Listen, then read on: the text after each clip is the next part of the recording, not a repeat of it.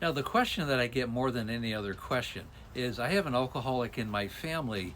What should I do? And it really depends on the relationship that the alcoholic in your family has, the volume that they consume on a daily basis, what's the core reason of why they're drinking to begin with, how long it's been going on, and yada yada yada. But really, if you're parents and you have a child, I'll take this relationship first, and that child is, they have a drug or alcohol problem, and for some reason they're living at your house, and there's some leverage there.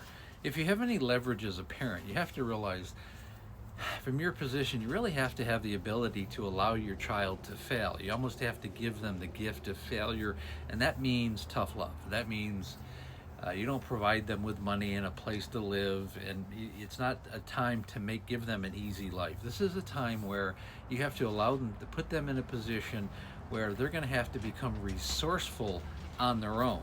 Now, every situation is not different, but in general, you have to lean towards that kind of a position as a parent or as a legal guardian for someone who's having a drug or alcohol problem.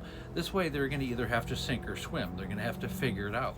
Now, when they do figure it out and they do reach out for help, that's time to implement, you know, kindness. That's when, if they decide to go to some kind of group therapy meeting or counseling, or maybe they're able to get into a detox rehab somehow, if they have some kind of insurance, that's important. That's when it's time to become part of their solution. But you have to allow them to make that decision, because again, for the alcoholic, it's 100% their responsibility to realize that they need help and take action upon that help. And then there's husband-wife situations or communal living type situations when there's, a serious bond there, depending on whatever it is. And if one of the partners is seriously ill with alcohol use disorder, that can be very, very complicated, and that can vary in a lot of different ways. If you have children, if there's extenuating circumstances, there's a lot of different variables that you're working with there. In general, it's important to sit down and talk to somebody. If they're an earlier stage, you have concerns that they're drinking on a consistent basis, find a time when they're sober, a period. If it's in the morning, I don't care when it is, and really reach out to that person and sit down and have a serious heart-to-heart talk. And really, if you have a good bond, they should have the ability to listen, and have some kind of judgment. You married them for some reason. For some reason, that person's in your life. So I hope you have enough connection to sit there and go, I'm concerned about your health. I love you.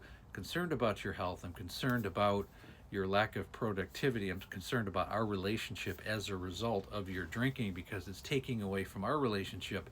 It's making me into the bad guy. I'm becoming kind of the victim here, because I have to do everything. I have to take care of the house, I have to work and take care of you too, and you're not really, fulfilling your part of the deal. Is this the road you want to go down? Because if it is, this isn't working for me, and maybe I should reevaluate the relationship. Now, if you don't want to go down that road, maybe we should get you some help. Maybe we should go to get some counseling. Maybe we should go to some group therapy. Maybe it's time for a detox rehab. I don't know, but we got to make some decision, because if we do nothing here, if nothing changes, then nothing's going to change. And I'm communicating to you that something has to change from this day forward. And I hope that makes sense. Now, above all, whatever the relationship, and even if you have parents that are alcoholic, and maybe you're an adult and your parents an alcoholic and you grew up with them as being an alcoholic, the number one, right across the board, if it's a son or daughter, if it's a spouse, is communication, and honest and real communication.